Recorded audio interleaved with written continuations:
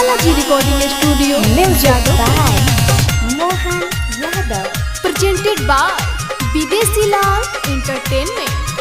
गहना के बिछावना नसले बा मजले पे में पाजा कसले बा। हाँ गहना के बिछावना नसले बा मजले पे में पाजा कसले बा।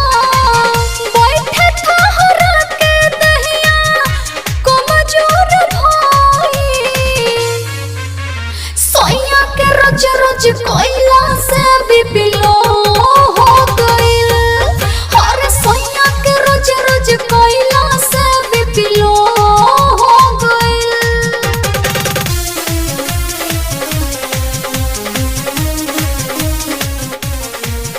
Presented by Videshi Lal entertainment.